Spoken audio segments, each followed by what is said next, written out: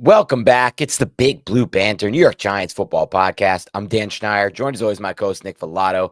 One of our yearly traditions has become, after the draft, Nick and I evaluate how the Giants' biggest rivals have done in their drafts, what we think about their drafts, what we think about their roster construction moving forward.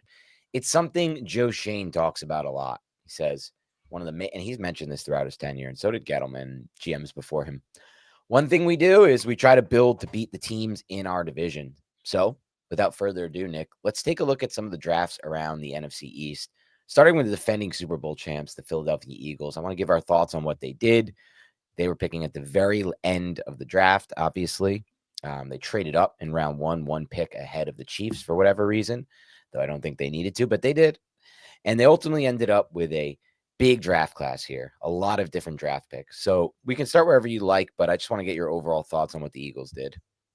Look, it's hard to go up against Howie Roseman. Howie Roseman usually does a great job when it comes to the draft, identifying, locating exactly what his coaches need, bringing in talent. There was 10 draft picks here for the Philadelphia Eagles, and going through the entire division, not to put the cart before the horse, I liked every draft of all the other teams in the NFC East, which is unfortunate because we are over the moon about the New York Giants draft. And then I'm like, oh, let me look at all these collective drafts from the Eagles and the Cowboys and the Commanders. And I'm like, shit, I like all of these draft classes. But to stick with the Philadelphia Eagles, you get playmakers in the secondary and at the second level with Jahad Campbell and Andrew Makuba. Jahad Campbell, linebacker out of Alabama. You can play him on edge a little bit. It's just going to be a weapon for Vic Fangio. And then Makuba, who can play the slot, can play the nickel, and can also be that safety for you. For, again, Vic Fangio's defense. You know he's going to be able to use these guys to their best of their ability in a defense that was already full of youth and that was already young and explosive. And now you add them to with Jalen Carter and Nolan Smith and Zach Bond, Jalix Hunt, Keely Ringo, a bunch of Georgia guys, Reed Blankenship, Kenyon Mitchell, Cooper DeJean. This is good defensive personnel paired with one of the best defensive coordinators. And there was just more of that added in this draft class. And we can go down the list and go through some of their other picks a little bit later, but they only had the 2 picks in the first 2 days, Campbell and Makuba, and then Ty Robinson, the Nebraska defensive tackle, in the top of the 4th round. And we'll get to the rest of the draft here in a little bit, but Ty Robinson had kind of a ho-hum career at Nebraska up until this last season where he somewhat broke out, but he was always a physical type of player, like a 6'5", 310, 315 pound defensive lineman out there, maybe a little bit lighter than that. But now he gets to go with this defensive line with Fangio that already has Jordan Davis, Jalen Carter. I just think it was a good depth piece for this team. And overall, Howie Roseman tends to not fail when it comes to the draft, unfortunately for us. And yeah. And then later on in the draft too, we can go over that, maybe not just go over picks individually, but you get a couple developmental offensive tackles. Cameron Williams being one of them. We brought him up. The kid from Texas brought him up on a podcast. He's pairing them with Jeff Stoutland. And it's like, shit, dude.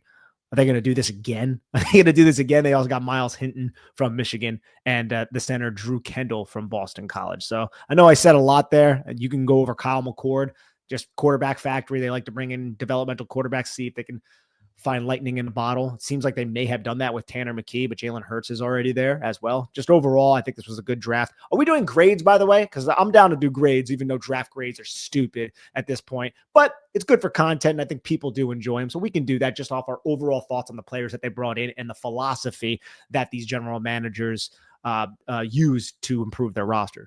Yeah, we can do grades if you want. You can get to it now at the end if it's up to you.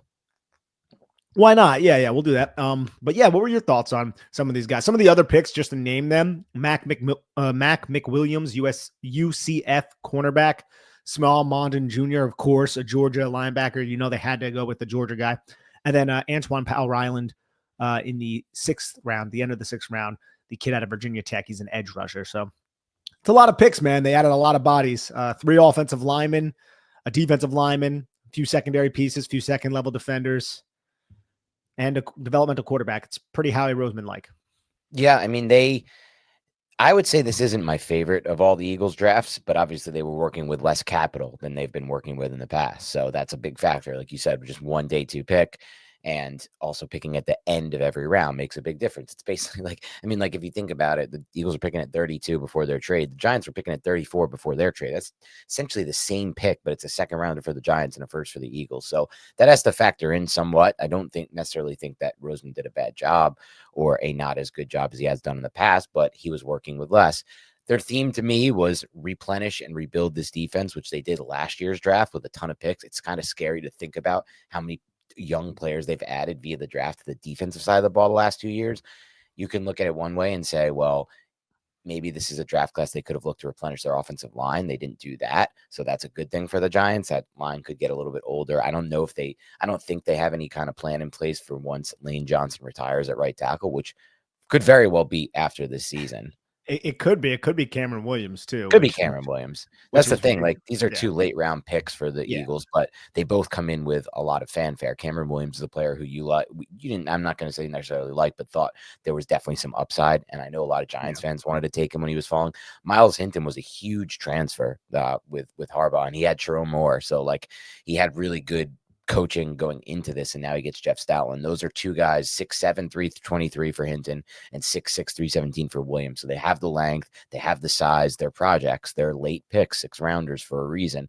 I'm not going to necessarily say I'm sold that either is going to be the long-term solution for Lane Johnson likely retiring after the season. So maybe a hole opens up. They drafted Andrew Makuba in the second round. This was a My Guy on our My Guys podcast. The Giants brought him in for a visit. With that said, at 64, I'm not necessarily thinking this is a slam dunk pick for the Eagles, or I'm so certain, nervous, and sad. I see the upside with Makuba. I think he's a much better ball skills playmaker than people realize in the secondary, with the ability to play the alley and come downhill. But at 188 pounds, that's a serious, and he was, I think, 10 more pounds for the combine, then lost the weight for the pro day, which shows that he kind of maybe not keep it on. I think it's a serious problem. Like, he was a nickel player for Clemson before he transferred to Texas. He was awesome. Like, watching that Texas defense, you can see he's one of their best players. That's what the Eagles saw. They're going to put that in their secondary. If he stays healthy, this is going to end up being a value pick and a great pick. But at 188, with the way that he puts his body on the line, play to play, I could see this being an issue. I could see this turning into a draft pick that's injured a lot, that is not living up to the hype, and it's not a trench player. So that type of stuff excites me, that they're going off trench for the first two picks. Jahad Campbell, who I do like, but I don't think was as good as like past picks they've made in this range. Nolan Smith, to me, was a much better value pick at the time than Jahad Campbell is here. And he's also an off-ball linebacker. So to me, this is a little bit shaky, actually, to start the first two. Not really, but comparatively, relatively speaking, for what Howie Roseman is about. This is not his usual elite self to me. But then Ty Robinson at 111 overall, I thought that was one of the best value picks of the entire draft class. I'm a big Ty Robinson fan from the little I've seen. And this reminds me very much so of when the Eagles a few years ago said, oh, draft, you don't know about Milton Williams? We do. We're going to bring him in, put no pressure on him, allow him to develop at a slow pace, at his own pace. And then look at what happened. Milton Williams broke out, got a massive contract this past offseason because of the play. And that was a third-round pick for the Eagles, Milton Williams. This is a fourth-round pick, but in my mind, Ty Robinson should have came off the board in round 3, maybe even sooner, probably around 3. I had him probably as around a top 75 type player.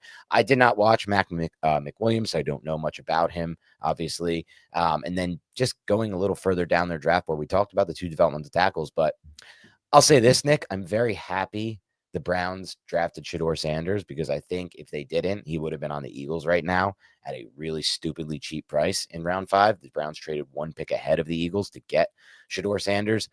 I don't love Shedeur Sanders. You don't love him from a projection standpoint, but in round 5, it's pretty insane value for a guy who was very productive, has great repeatable motion, like you said, very trained, good footwork, can throw with some anticipation at times, can throw with great accuracy at times, can put the ball over the top at times. I think he changed his trajectory in the red zone and made some really good throws.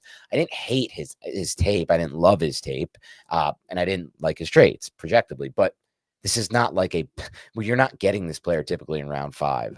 There were reasons and concerns for why he dropped there. We'll talk about that another time when we talk about the Giants' process for drafting a quarterback. I want to get into that at some point.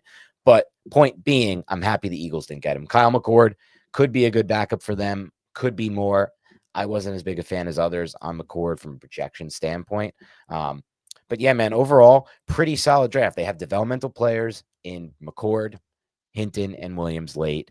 They have guys who could be star. I think Makuba could be a star. Campbell, people like a little more than me. And then I think a very good value pick with Ty Robinson. If I'm giving this a grade, Nick, for the Eagles, I would probably just give it a B grade for them. A B.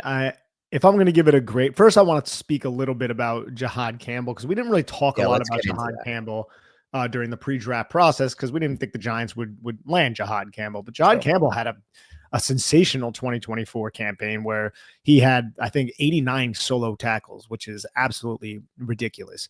And a low missed tackle rate of 5.9%, 65 stops. He was all over the line of scrimmage. You can align him on the edge. He was kicked out to the slot sometimes. So just a versatile 6'3", 244-pound linebacker who can also move.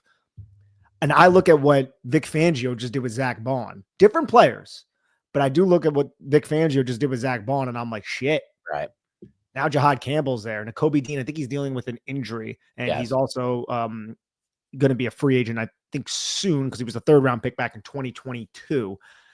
And this is just an added speed pick to a defense that can be hybrid and more versatile if Vic Fangio decides to do it. Somebody who's going to be annoying covering Theo Johnson and just operating in coverage through the middle of the field while also having the size of a real linebacker, like he's not one of these 220-pound linebackers. He's 245 pounds and he moves well. So I think this could be an annoying player that we're dealing with for quite a while.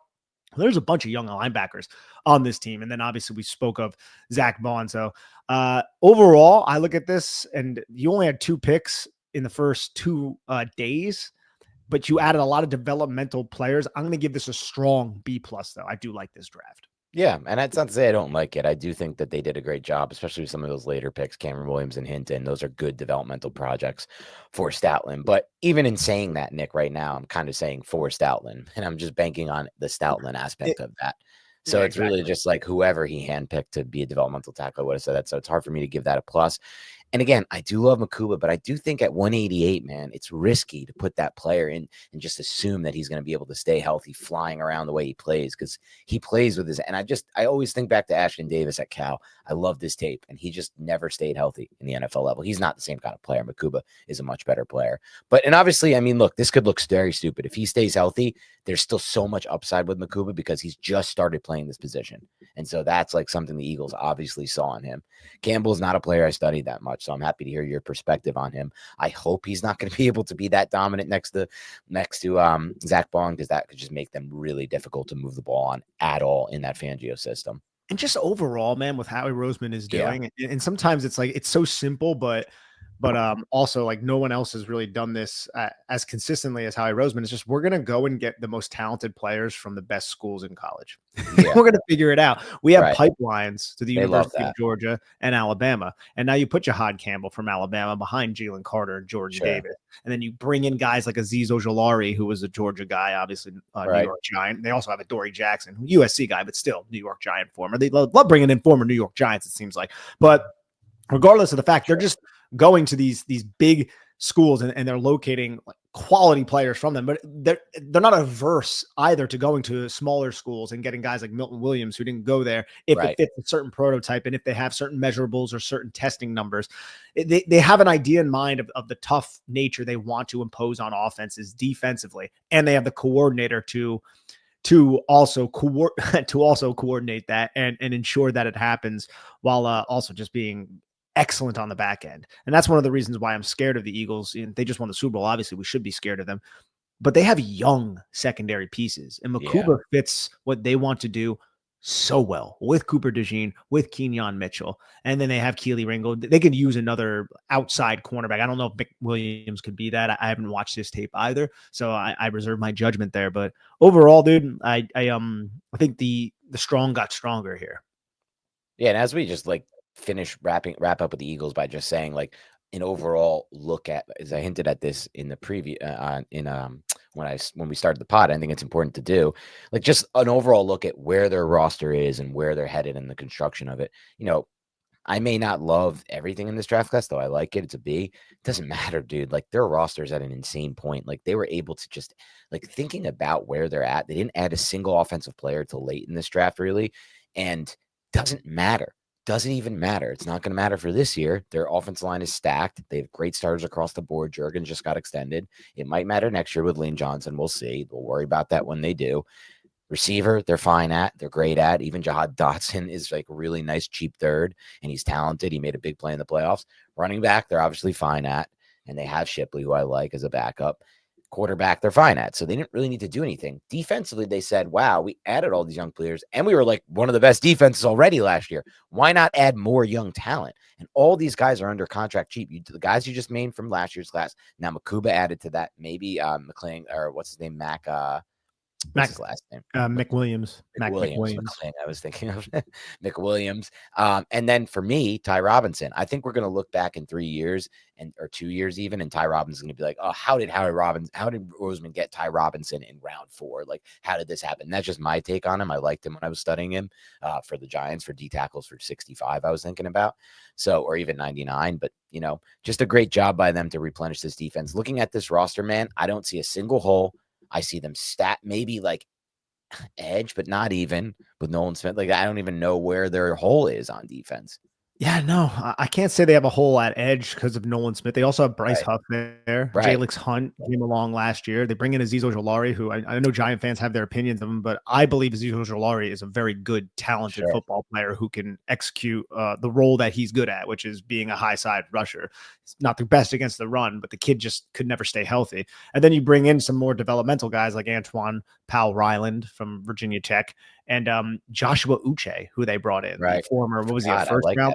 First round pick, I think, by the Patriots back in the day, or a second round pick by the Patriots back in the day.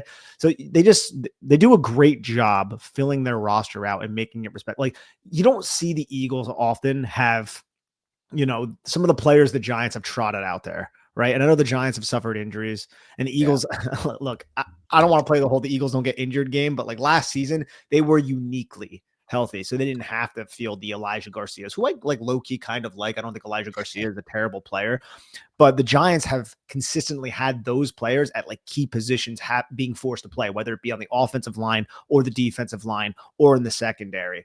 It's because Howie Roseman's been in place for a while. Like, the Eagles have continuity all across the organization. Even when Chip Kelly was in place for the Philadelphia Eagles, Howie Roseman didn't get fired.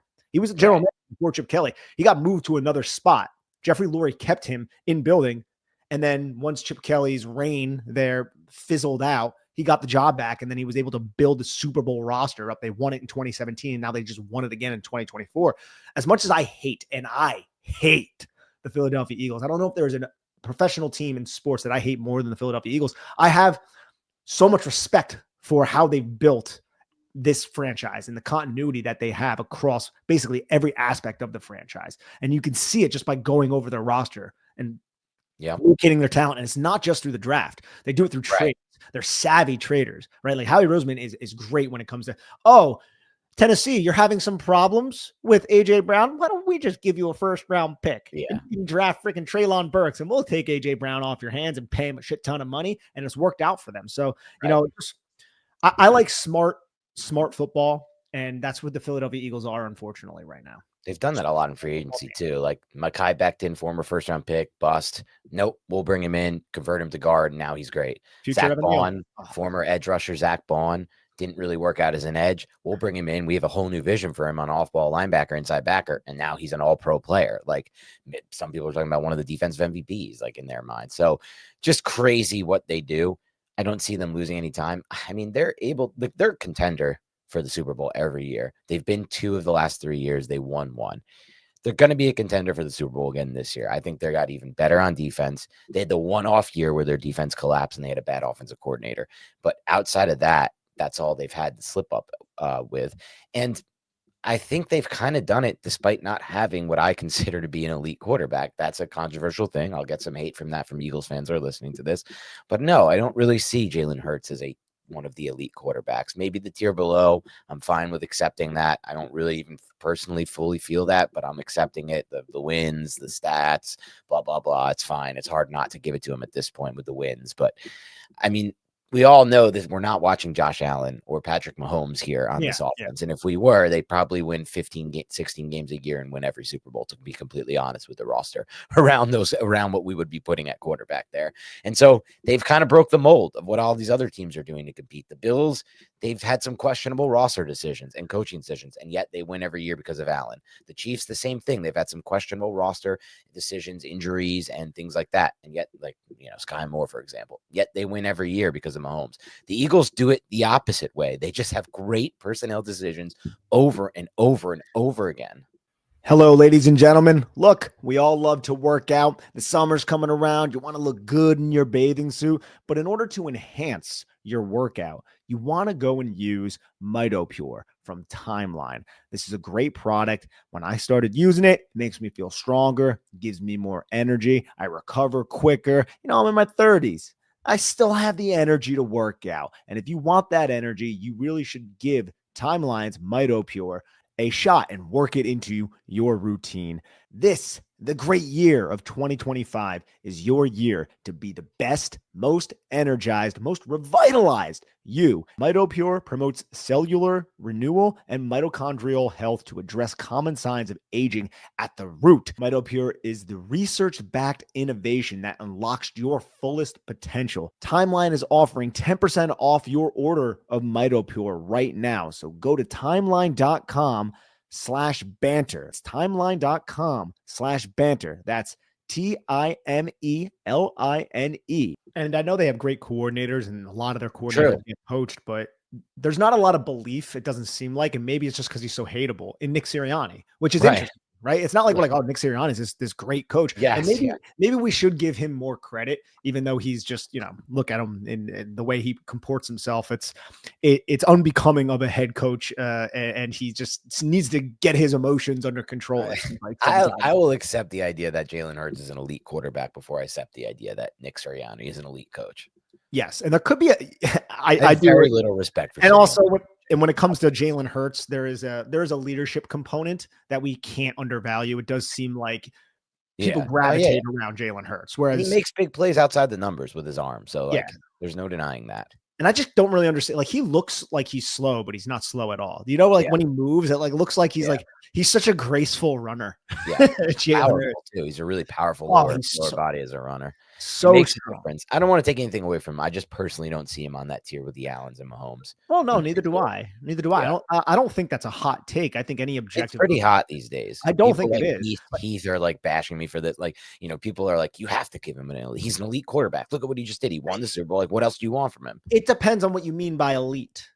When I watch the Philadelphia Eagles, I don't watch Jalen Hurts and say that's, like you said, that's Josh Allen, that's Patrick Mahomes, or that's even Joe Burrow. Lamar or Joe Burrow. I don't necessarily view it that way. God, can you imagine Burrow on this team?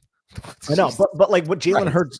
But Jalen Hurts still, what he's able to do within this offense. Yeah. You could argue that that's elite, but does that make him an elite quarterback? It's like the place that he's in, he's able to get a lot out of this. You can argue maybe there's other quarterbacks that can come into this situation and do more with what the Philadelphia Eagles roster has to offer. But they would say, what's more? They just won a Super Bowl. How much more could you want? Exactly. But I know what you're saying, though. And I don't think you're off with what you're saying. Josh Allen, you could put him on any team, and I think that team might be able to make the playoffs. Yes. Patrick Mahomes is the same. And there's few quarterbacks who you're able to do this for. Agreed. I don't think that's Jalen Hurts, and that's not crazy to say. No. I think if Jalen Hurts was on the Giants last year, they wouldn't be some Super Bowl contending team. No, I don't think so either. I think if Josh Allen or Mahomes were, they'd have a shot. Yes, I agree with that. I think they would have been for Super Bowl, but maybe a little less. I think they would be pushing for the playoffs with Jalen Hurts, though. He's they push for the play. He would help the Giants, substantial upgrade over the quarterbacks that they've had. I know people in the past have said, "Oh, Jalen Hurts is like Daniel Jones." I'm like, no, that's just a devastatingly bad take. It's devastatingly bad take. That's the only way to describe that. Devastatingly bad take is such a good way to term that. It's the reality of the situation. I think one other way we can have fun with this exercise is let's look at each team and pick out their vulnerability or their weak point. And it's hard with the Eagles. For the Eagles. It's hard with the Eagles. And this is interesting. I think it might be wide receiver depth. Sure, but they have Dotson as wide receiver 3. It's better than anyone else's. I know, but I don't think there's anybody else behind them, really. You're relying on Johnny Wilson, who you like, but he's a 6th round former guy who might as well be a tight end, right? And the only reason I bring this up is if something were to happen specifically to AJ Brown, And then you force Jahan Dotson, who rarely saw targets last year. You force Jahan Dotson into another role. Johnny Wilson might have to play the AJ Brown role. Like, are you going to put Devonta Smith as like what are you doing if something were to happen to AJ Brown, who did suffer a lot of injuries early in his career while he's at Tennessee? Because to me, Brown and Smith, that's arguably the best 1-2 punch. I don't think it is. I think Chase and Higgins are, but it's in that conversation. But if something were to happen specifically to Brown, I don't know what happens with this wide receiver room. I think that's a fair point. Their depth at receiver. Now, the question some might ask is, does it matter? Would it matter? Like, Would it matter? Yeah. right. Because some of these guys, they might feel like they can get, they're going to lose some of that intermediate quick game stuff, but they could still get the vert out of Jahan Dotson. I saw it in the playoffs and some of these other guys. And most of this offense to me is just like run Saquon Barkley, some zone read, and throw over the top.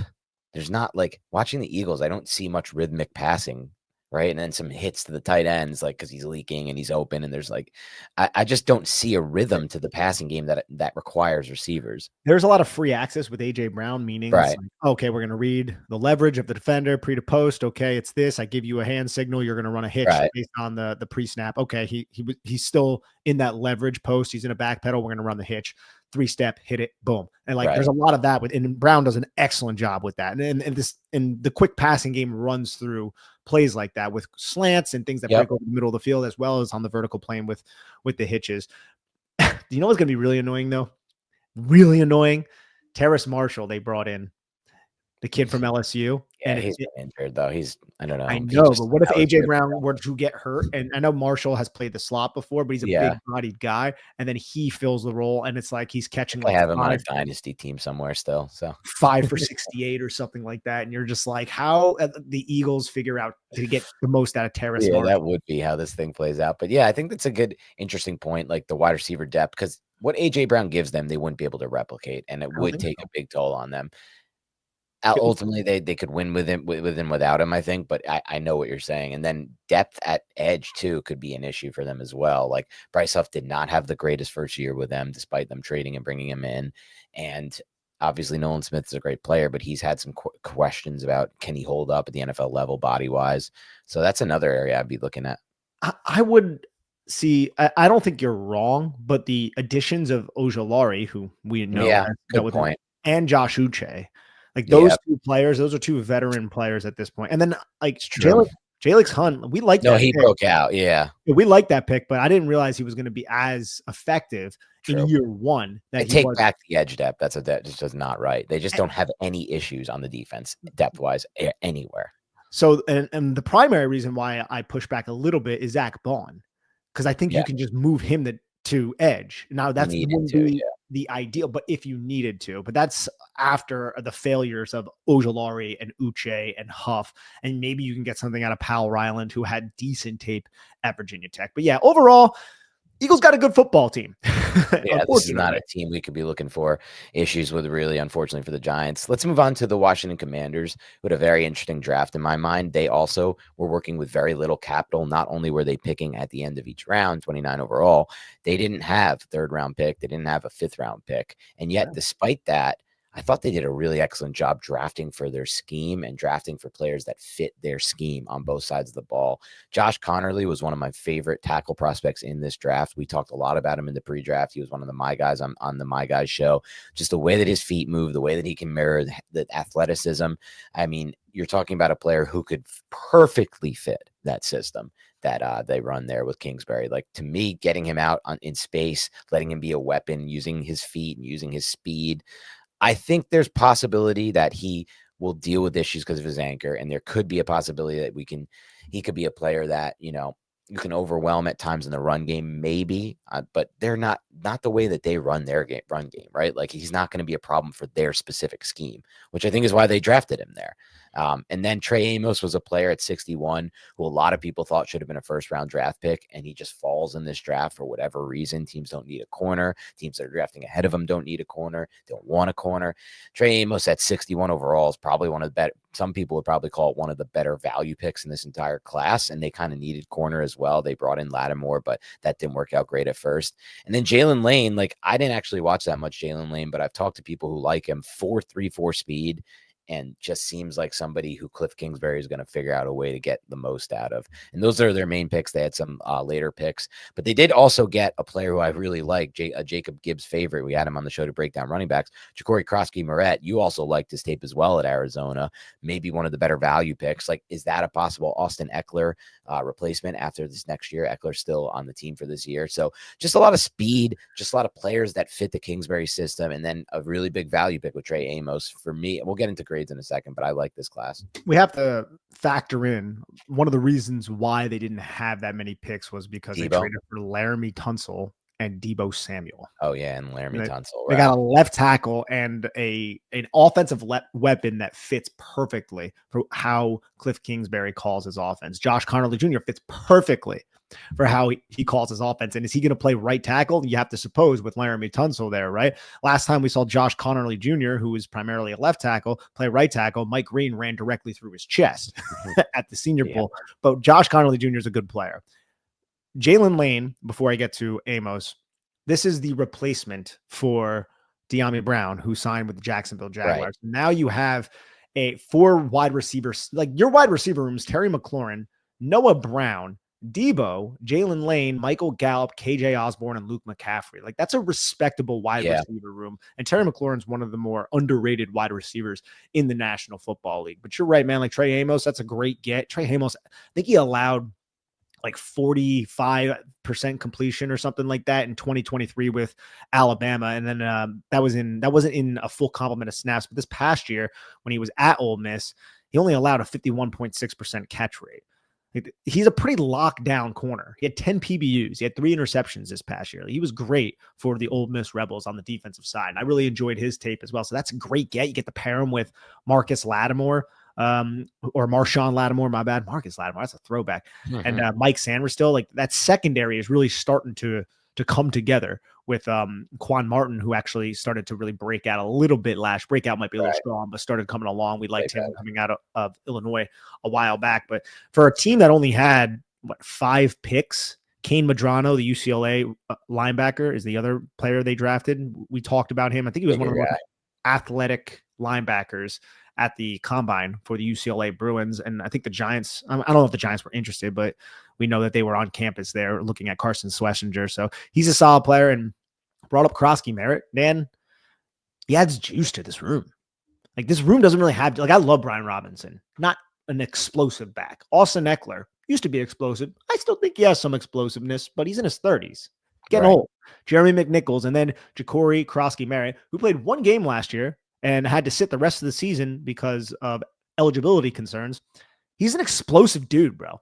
Explosive dude. Got to play his former school, got to play New Mexico State, and just ran all over those dudes, bro. So I love getting him in the 7th round. We can do grades in a little bit, but I think they just got the most out of 5 picks here. They did get the most out of 5 picks here, really. And I didn't watch much Madrano, but it's just an absolute freak, 6'3", 230, with some sideline to sideline speed and athleticism. Somebody who they're betting on traits with in the 6th round there. But yeah, man, I it's all, to me, like, scheme fits here, which is fine. Like, as long as Kingsbury stays and this coaching staff stays on, like, even some of these defensive players, I feel like Amos is a big Dan Quinn system guy. I think Madrano's probably fits that as well, which is why they liked him. And then, like, obviously Jalen Lane and Krosky-Moret are, like, perfect for that speed. You know, whatever Kingsbury wants to do schematically, those guys will fit it. And that last pick, especially, because I didn't really know about him until, like, 10, 15 days before the draft, Krosky-Moret, he's a really talented player. Like, you said it best when you watch his tape. He can really rip it. So he's somebody who I'm worried about for sure in the division, even though it's a 7th round pick.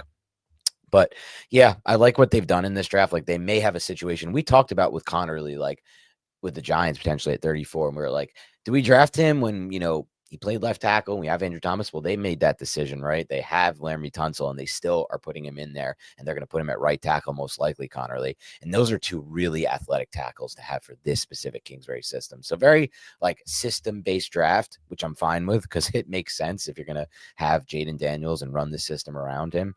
But overall, this is, given, like, for the way we're doing the grades, like, we're also factoring in what picks they have and how many picks they have. I would say this is a B+ for me.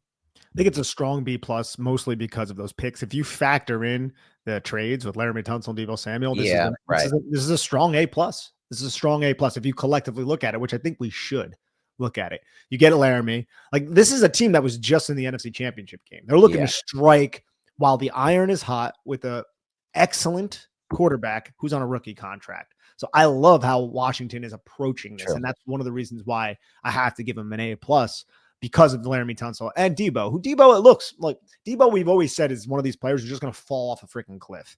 And it seemed like he might have fell off that cliff last year. I'm not sold that he's fully off that cliff right now. And I think, again, he complements what this team wants to do with the horizontal-based attack, and he can also still get vertical. He's such a tough dude to bring down. Another aspect of this that I hope we see is Josh Connolly Jr. against Abdul Carter, and let's have Abdul Carter get him back for basically being shut down by Josh Connolly Jr. when Oregon played Penn State. Yeah, and that's something that we're going to watch. It's going to be a fun battle to watch throughout our time as Giants fans, and we knew it when they drafted him. So overall, let's take a look at the roster. Let me know what you think of where we can find some holes on this Washington roster as we move forward, because I do feel like last year Jaden Daniels did cover up a lot of their deficiencies by just being that good at the position. And obviously give credit to Kingsbury, give credit to the coaching staff as well. But what are your thoughts on just the actual roster? The actual roster, look, I'm not sold at right tackle. Brandon Coleman, young player from last year, showed a little bit of promise. And then you have Josh Connerly, who we like, but he's getting kicked to the right side, and that could screw you up. Oh, wait, never mind. Actually, I'm sorry. They have Bobby Hart on the roster too at right tackle. So I think they're going to be okay. He's still in the NFL? Holy shit. So, yeah, no. So there's still aspects of their offensive line that I'm a little tentative with. I think Biotish is fine at center. Nick Allegretti's a veteran. He was with the Kansas City Chiefs. Tunsil, we know who Tunsil is. But Sam Cosme's good, a little injured right now. They have Andrew Wiley. That's good depth. I like Cosme. I think the right tackle position, and then they don't have a dynamic tight end. I think Ben Sinnott could be that. John Bates. I love John Bates. I think he got a second contract, and I absolutely love that. Loved when he was coming out of school because he's a blocker, but he's a blocker. He's not a receiver. And then Zach Ertz is their tight end. So I think Ertz fits well with Jaden Daniels, but they don't have that dynamic tight end.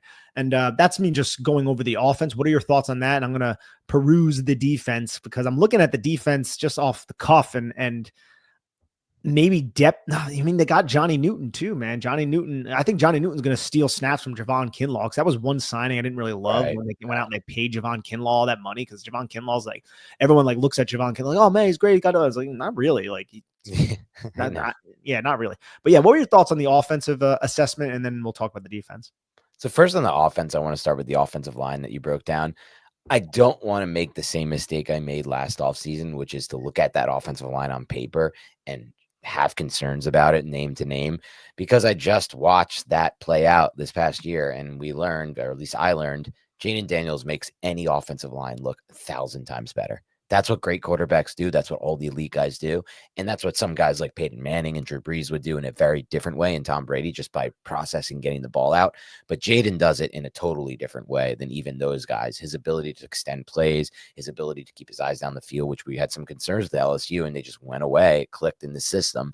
And just watching them play football, you could just see how defenses have to game plan against Jaden Daniels. It's a very different way than game planning against almost all quarterbacks in the NFL. And that gives the offensive line an advantage, especially in zone read and the run game, but even in the pass game as well with the RPOs. Like, this defensive line or any defensive line that matches up against this O-line is hesitant, and they're going to play hesitant. They can't just go all out trying to get forward and penetrate against a player like Jaden Daniels because he'll fucking cook you. And it's like the times that teams did, he did cook them. The first game against the Bucks, I think he ran for like 100 plus yards on the ground because that bowl system is like very and I think they played them again, if I'm not mistaken, later in the year, and they adjusted their game plan against Jaden Daniels because of it. And you just can't do that. And so I think he'll make any offensive line look great. I think Kingsbury helps offensive lines too, and that was the case in Arizona as well when he was their coach. So I just am not going to worry player to player. They have a good system, and they have a quarterback who helps your O-line. Now, receiver, running back, just talking about those other positions, they've added depth at both positions. Receiver especially, they look really deep at that position with stars up top, potentially if Deebo comes back to life, and with Terry McLaurin. So, and I liked what I saw from McCaffrey last year, and he was one of my big sleepers and my guys in that class. And on the snaps he got, I thought he performed well. Just another player who could be a very excellent just contributor for them, a low-key contributor. And sure, they lost a little bit. Diami Brown, he was a good player for them, but they've seemed to have replenished it. So offensively, I don't really see many holes. I think that's a great point. How much just a mobile, talented quarterback like Jane Daniels can mask the offensive line, especially when you're in an offense that's conducive to that, right? And Right, that's exactly what this is. Defensively, they're still young in the secondary. Marshawn Lattimore right. needs to stay healthy, but that's one of the reasons why I love the Trey Amos picks. You don't need to Yeah, start him right now. And if you want to start him, you could just kick Sanders still inside. And Sanders still, we loved him coming out of Michigan, and he love had him. another, and he had another just, and he had a great rookie season. Love Frankie Louvu, been a big Frankie Louvu guy for quite a while. Bobby Wagner's getting long in the tooth, though. So I'm looking at the second True. level of this team, and maybe they can rely on Kane Madrano. The cool thing about Dan Quinn is he can bring a safety in and be like, hey, you could play the second level. Like his safe, like Sure. he does a great job blending the body types of the linebackers and safeties and using them effectively and putting them in position to have success.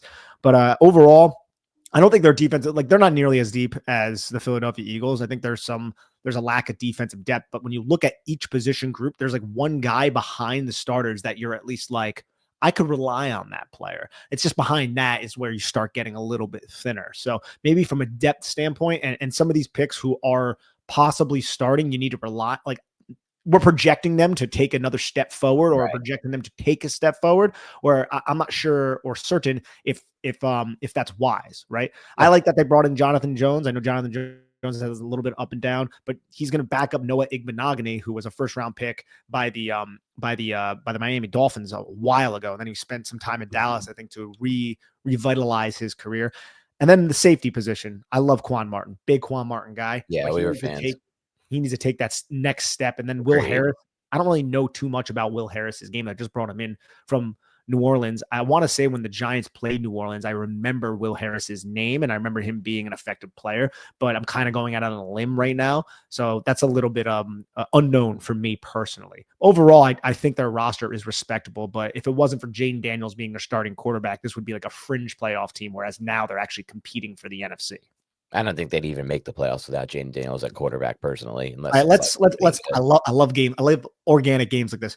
Who is the last quarterback in the NFL that you could put on this roster and it would make them compete for a playoff? compete for a playoff spot, like a Yeah. 7 seed or oh, okay. Or like not with the division, but a top wild card, let's say, because the Eagles are in our division. Like, I mean, we could take this an even different a different level, and we could do that too, because I can think about that. But like, I think straight up the Giants have a much better roster than Washington outside of the quarterback position. I think A, the quarterback masks a lot of their offensive line deficiencies, and B, part of what makes their roster good is that Kingsbury's system is really good and it's working for them on the offensive side of the ball. I agree they have some depth at receiver and some talent receiver. They have some offensive line talent. Now it could be argued they have as much as the Giants there or better. But defensively, as you went over that, Nick, I see a ton of holes on this defense. Second level, I think they're old and slow there. They're trying to get better, but I'm not sold on there at all. Secondary, Lattimore's been hurt. They have a rook. They're counting on Trey Amos. Samers, though, we liked a lot. We were right about that hit. Safety, you went over it. Quan Martin was an interesting prospect, but has not fully hit. Edge, I don't feel like they're that strong. Interior defensive line, they have players, but they've lost players there as well, including depth. So like roster wise, I think a lot of what makes their offense good, their system and quarterback, and yes, I'll give them credit for talent at running back and receiver. And then defensively, I see a lot of holes. Like if this team breaks, it's gonna be injuries in the defense. Guys have to step up, and Dan Quinn's system falls apart. I agree with that. I think the Giants do have a better roster. I don't know if it's light years better because of some Light of the years is not a good word, probably. Yeah. I do think the Giants have a the Giants blow this team out of water when it comes to the edge. Like I like Dorrance Armstrong, solid player, solid like third edge rusher. I don't know how we constitute Frankie Louvu because again, this defense uses guys. Oh, you're a weak side linebacker, you're a linebacker, now you're on the edge. But Frankie Louvu is a very underrated football player. But still, even thinking of Frankie Louvu, how I think of him, I'm looking at the defensive front, and I'm like, the Giants' defensive front now with Darius Alexander added, right? Starting is so much better, right? Like you're relying on Javon Kinlaw. Like Giants got Dexter Lawrence, love Daron Payne, got it. Giants have Dexter Lawrence and Darius Alexander and Brian Burns and Kayvon Thibodeau and Abdul Carter. Like the Giants blow them out of the water when it comes to that. Like Johnny Newton, though, as depth, I think Eddie Goldman is another good veteran depth piece. And Dietrich Wise is one of those players where it's like he's on your roster and you're just like, oh, we have Dietrich Wise, cool. But like he's just fundamentally sound. He's big, he's long, he's strong, he's fundamentally sound, and he can anchor down in place. He can two gap for you, play gap and a half. But overall, I do think the Giants do have a better roster. I just like the thought exercise of what quarterback could take this roster to the playoffs if it's not Jaden Daniels. Like, who's the last quarterback to be like, yeah, maybe like if you put Kyler Murray here, like, is that you know what I mean? Like something like that. Or Gino. I don't think so. Kyler Murray. I don't think Gino fits the system enough. It has to be so specific to the Kingsbury system and what they built around them. So well, Kyler knows the Kingsbury system. Kyler, but I just don't really like the way he plays quarterback and how he uses the middle of the field, which is like, I think why that system works so poorly with Arizona, but it looks like an elite. Oh my God, how do we miss on Kingsbury's system with Washington, which again is just recrediting Jaden Daniels for making that happen. I personally am of the belief that Jaden Daniels is mostly the reason why they made the NFC Championship game. Yeah, that's just how I feel about it. Yeah. All the impact he has on the other players. I think Dan Quinn did a good job with that defense and getting them to some respectable levels, but not really. I mean, they got absolutely shit canned by the Eagles in that game. Yeah, a lot of that though was the offense's fault. It was some offensive fault. Austin Eckler fumbling the football. Yeah. But they didn't look to me like they can compete on the defense side of the ball at all in that game. So I don't know who I would put there and think they can make the playoffs. I light years, I want to make it clear for those who heard it earlier and are going to comment on it. Giants roster isn't light years better. I do think the Giants roster is better overall, though. I agree. I think they have a better offensive line, right? Like they added Laramie, which was excellent. Right. But we still have Andrew Thomas, and I would take Jermaine Illuminor and John Runyon and those players over like the Allegrettis and the Tyler Biotishes of the world.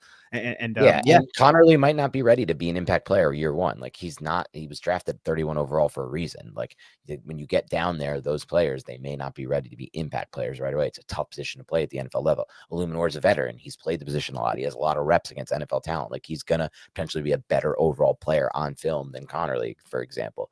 Now that system hides a lot of deficiencies of the O-line, like we talked about, but still. So I don't know, man. I don't know which that quarterback that would be because it's so unique, Jaden Daniels. But overall, this is a roster where I feel like the Giants can get to them on their defense side of the ball if things break the right way. And I'll be curious to see if anyone can stop this offense. I think the Giants are built in a really interesting way to potentially do it by overwhelming them on the front, stopping their run game, which Kingsbury likes to develop, or likes to get going early, and then using Abdul Carter to spy Jaden Daniels. I think that's going to be his role. I hope Shane Bowen's going to use him in that role in that game.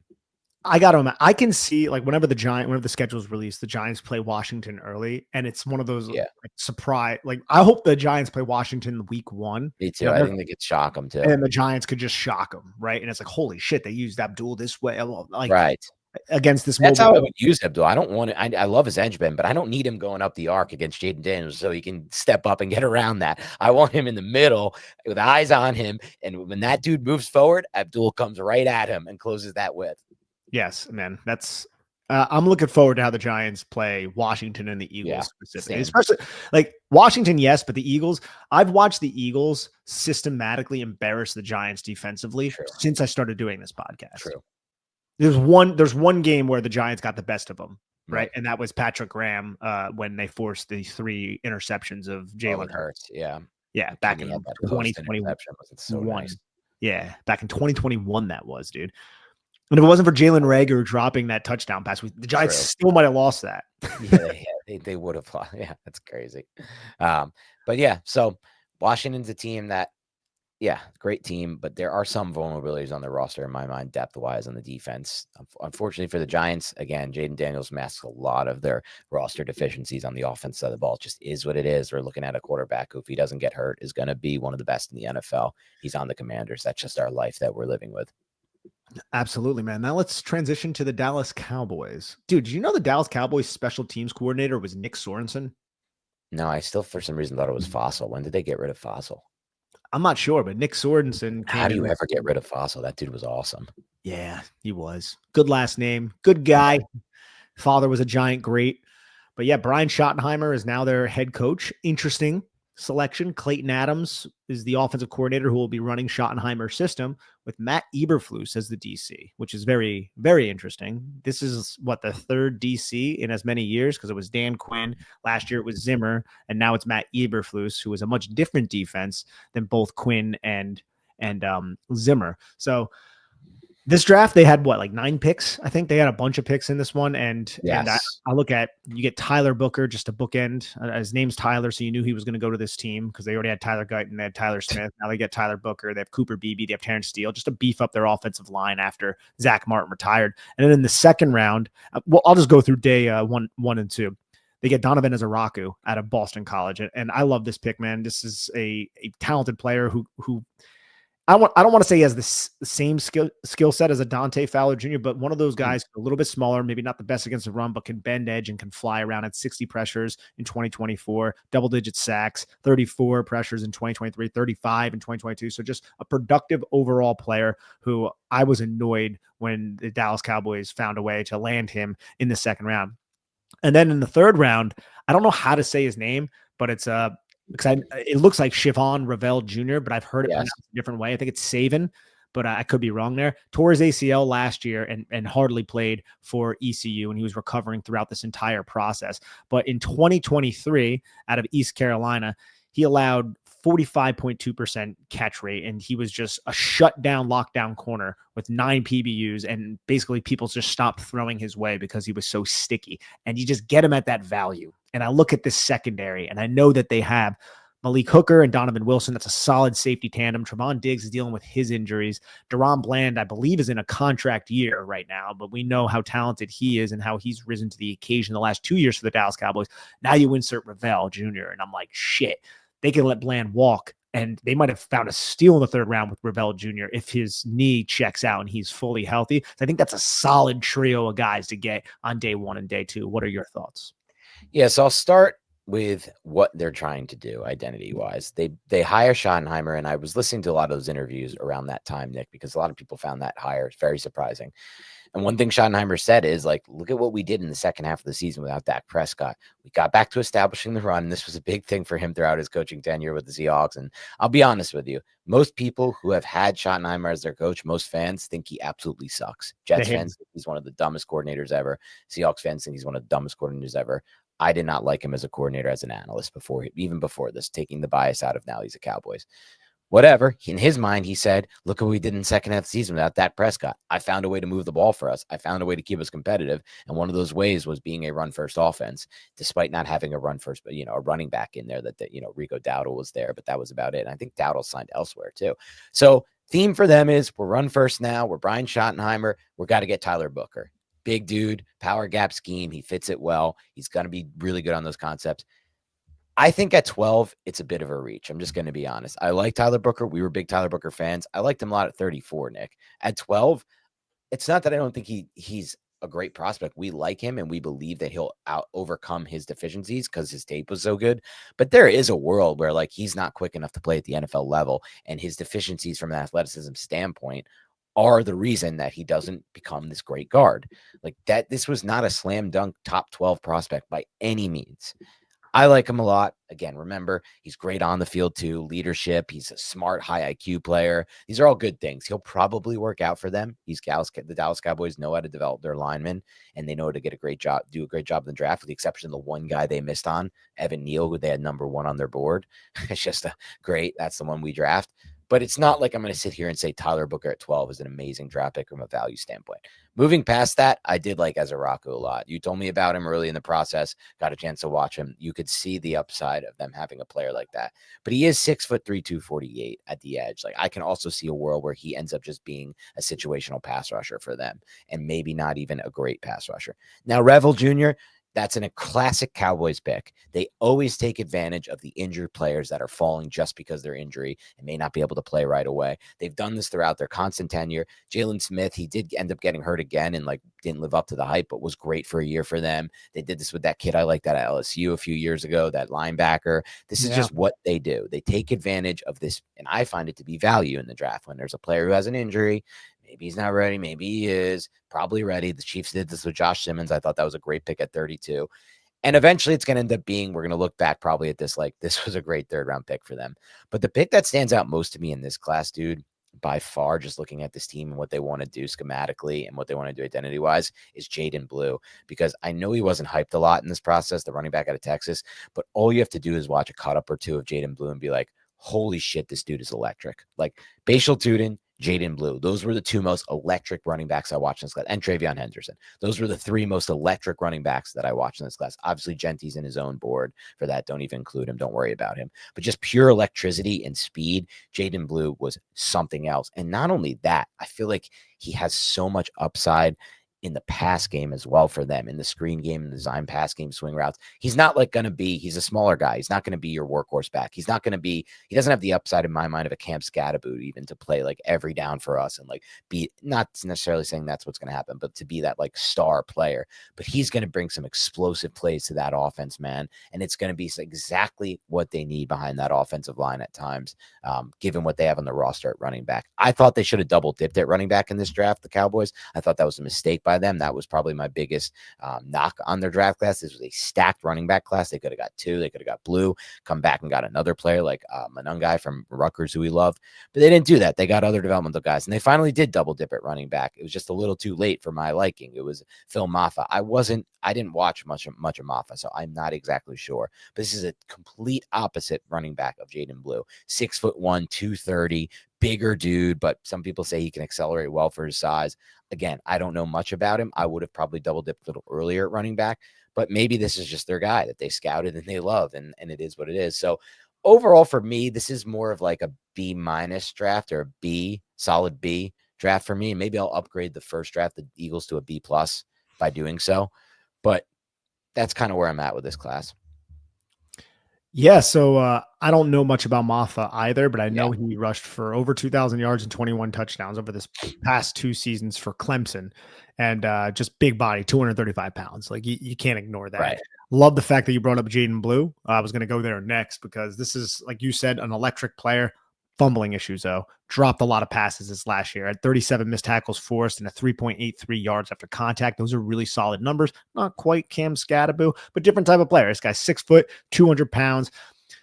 Like, would he be, so I don't really love these labels, but they're fun sometimes.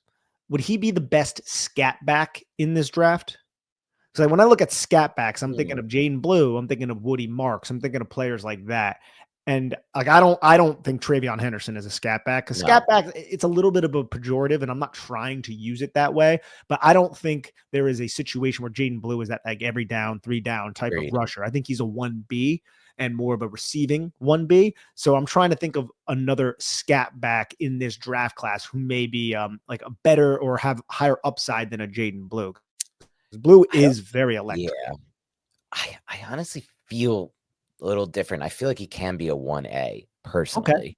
Just because I really liked his tape and I really like the cut-ups I've seen of him. He reminded me a little bit of Javid Best, who was one of my favorite players back in the day, had some injury concerns, but I think he's that level explosive. Like, he's the type of guy, like, I don't know what he tested as Jaden Blue, but to me, he looks faster on tape than what he tested at.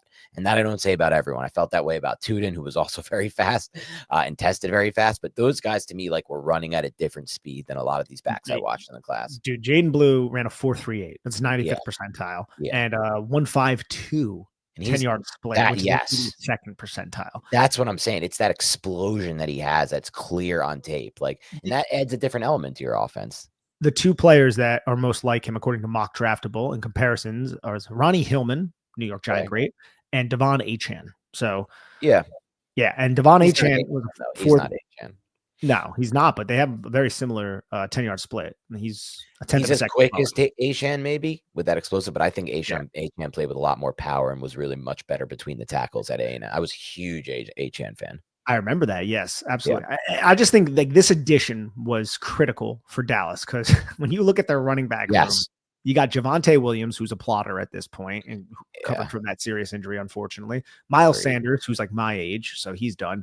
And then I didn't know they signed him. Yeah, and then Deuce Vaughn and Malik Davis, and then Phil Maffa, who is more of the physical guy we were just talking about. So Jaden Blue is the only guy with juice, right? So he's gonna find his way onto the field. And the reason, like, at the combine, he was 5'9", 195 pounds. So that's one of the reasons why I don't know if I could, like, I think Cam Scatterboot, that could be a 3-down back. Giants might not use him that way, but if he landed with a coordinator who likes to lean on their running backs like Sean McVay, he would have been a 3-down back. I don't know if Blue has that 17 games, can take 25 hits a game type of build to him, but that's a great pick. at that point of the draft who fits exactly what Dallas needed. I like this draft, dude. I do for the Dallas Cowboys. I just think getting Tyler Booker, you needed that type of player on your offensive line. Landing Donovan Ezeraku for an edge rusher needed juice because they don't really like. They have Micah, but outside of that, you're relying on Dante Fowler, and then Marshawn Nealand, I think, showed some signs. Would agree with that. Just listening to some of his quotes, he can't stop talking about Dexter Lawrence and how fun it would be to play next to Dexter Lawrence. And Mozzie Smith is not that. I like Osa Odigizua, but that's a much different type of player. But overall, if I had to give this, I think I'd give this a strong B+, man. Let me go over those other picks. I don't really have much on them, but they also drafted linebacker Shamar Jones out of Florida, offensive tackle Ajani Cornelius out of Oregon, Jay Tuaya out of UCLA, a defensive tackle, and then Tommy Akingbesta, something like that, defensive tackle out of Maryland. And I don't really have anything on any of those players. So I wish I had more. It would juice up and make me more confident in my assessment of this roster. But off of what I know, and I've watched a lot of these guys that they drafted, I think I'd give it a strong B+. And I like the philosophy overall as well. I like the philosophy too, but I think a lot of people who don't like this draft, for example, are pointing to the fact that it's very hard to get wide receivers in free agency these days. They're insanely expensive and not that talented, and they barely hit the good ones, barely hit the market. The Cowboys needed to go out and try and get a receiver. Guys like Jalen Noel dropped in this draft and shouldn't have. Like, there were some value plays throughout this draft on day 2 at receiver. I felt like even some on day 3, they didn't take any swings at that position. That was something people thought they should do in this draft class. You sold me. I'm gonna drop it down to a B off that, and I think that's an excellent point. And I'm trying to think.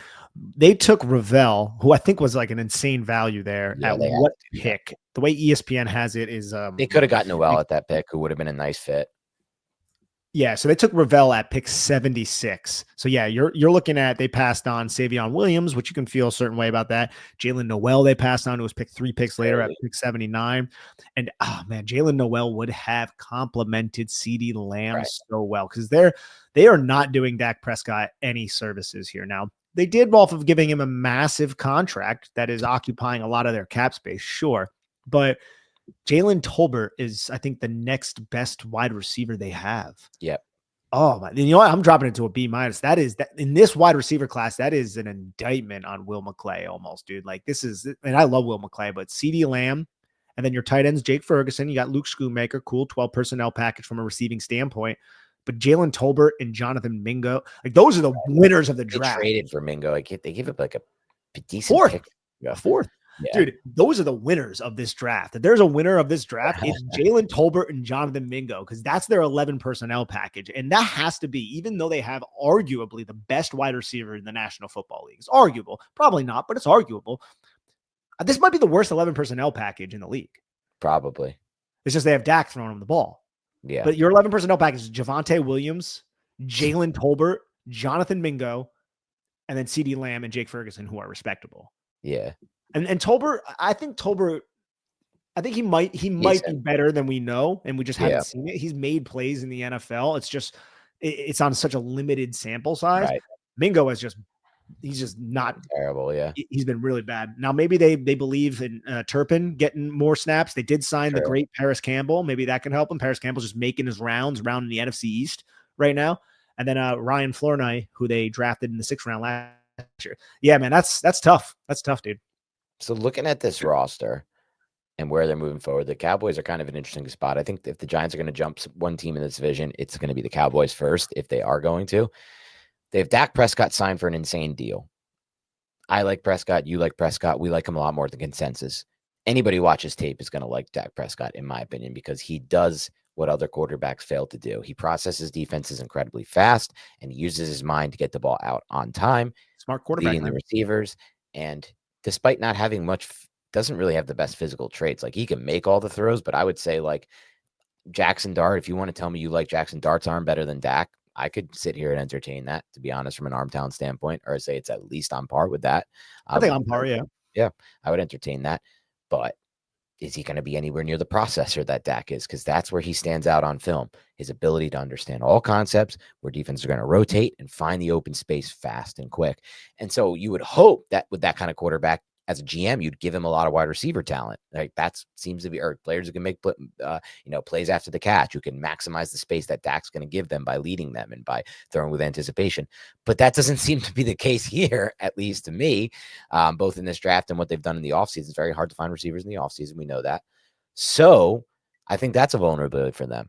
Wide receiver, running back remains a vulnerability. I like Jaden Blue. I think he brings them a spark, but you named a lot of guys. Javonte Williams may not have anything left. Miles Sanders may not have anything left. But maybe they do, maybe they don't.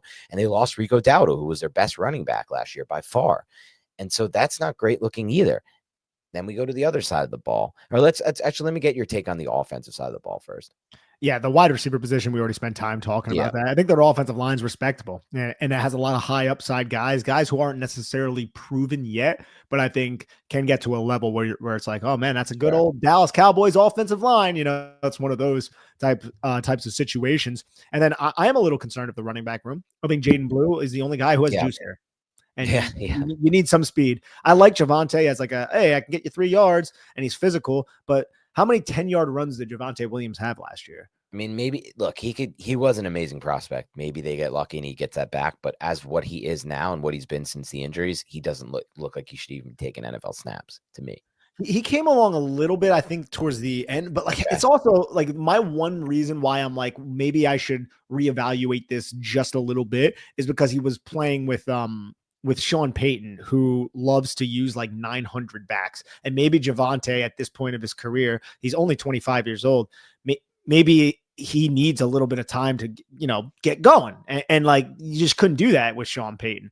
Last year, how many 10-yard runs? He forced 23 missed tackles for us, had a 2.4 yards after contact. Yeah, he had 13 10-plus yard runs, and most of them were against he had 3 against New Orleans, against the Jets, and then against, I think, like the Raiders or something like that. But yeah, no, it's I'm a little concerned about that running back. I don't think you can rely on Miles Sanders at all. Deuce Vaughn is like, he's Deuce Vaughn. Like, that's not like somebody that you're plugging in. Hunter Lupke is their fullback, and they like to use like 21 personnel sometimes. And I think he's a good football player for his role. But I'm concerned about their skill position players. Maybe Joe Milton will fill in and play one of those positions for them. And then, but their tight end room's not bad. Like Jake Ferguson, Luke Schoonmaker, that's solid 1-2. And then Brevin Spanford, they got last year as an undrafted free agent, and he actually started seeing snaps in like 13 personnel package. Not because he's a receiver, because he's like a 6'7", 270-pound offensive lineman out there that they call a tight end, and he could just block his ass off. The kid they got from the Golden Gophers last year, they signed him. Okay. So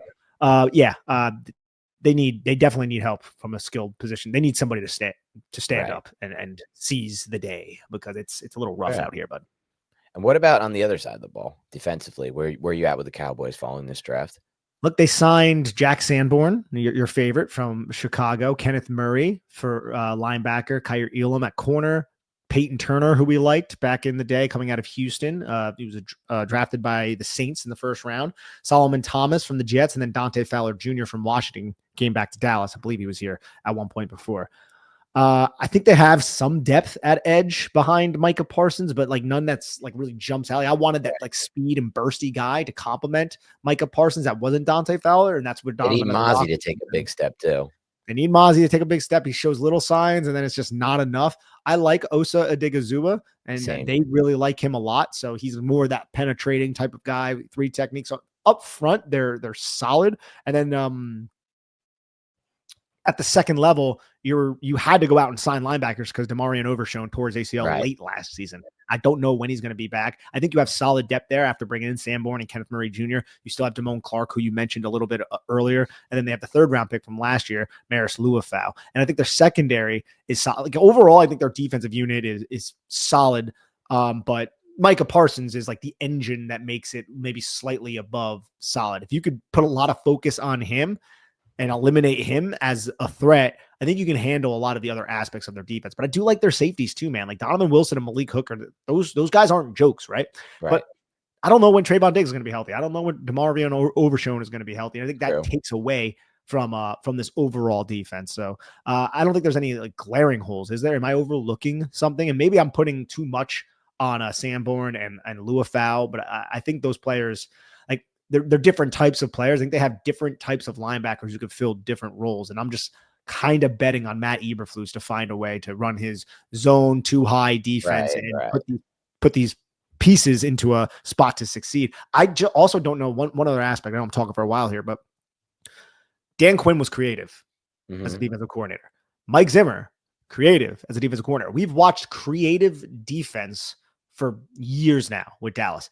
Eberflus, I'm not saying he's a stiff, not as creative. So how is that going to affect how these defensive weapons are employed? It's a good point. It's a totally different scheme for them. And it's a totally different mindset, I think, for them going from Quinn and Zimmer to Eberflus. That's the big thing, like the actual mindset. It's just like what happened to the Giants last year, right? Like it ended up being a bigger deal than we hoped for.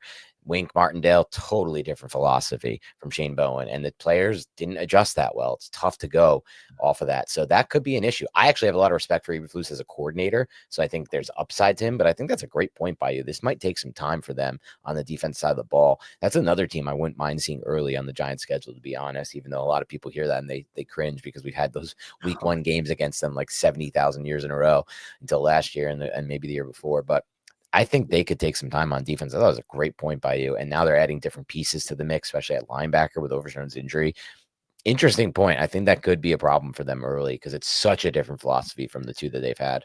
I'd like to start with 2 division games.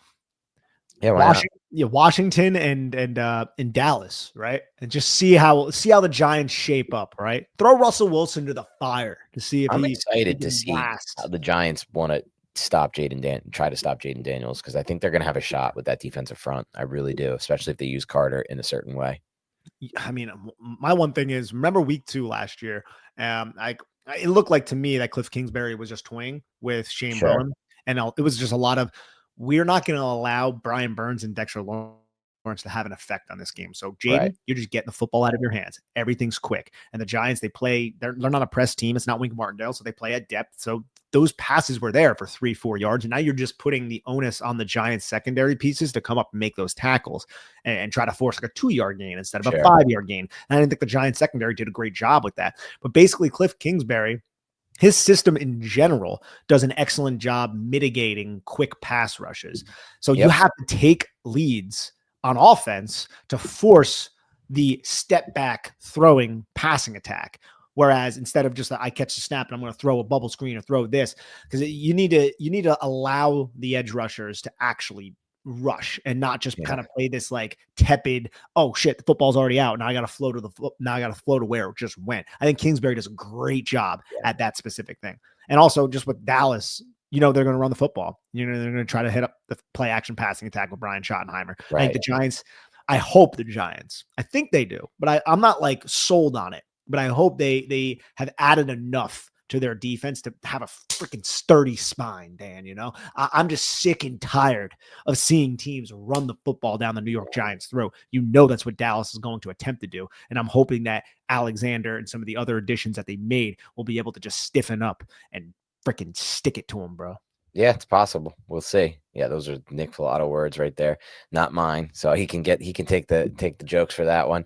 But thank you to everybody tuning in. This was our recap of the NFC East. We went through every team, how their roster looks, and graded their drafts. Hopefully you enjoyed this. We've done this every year. A lot of people like this. If you don't, it's okay. We'll be back to Giants conversation soon. So just know that. And thank you again for tuning in.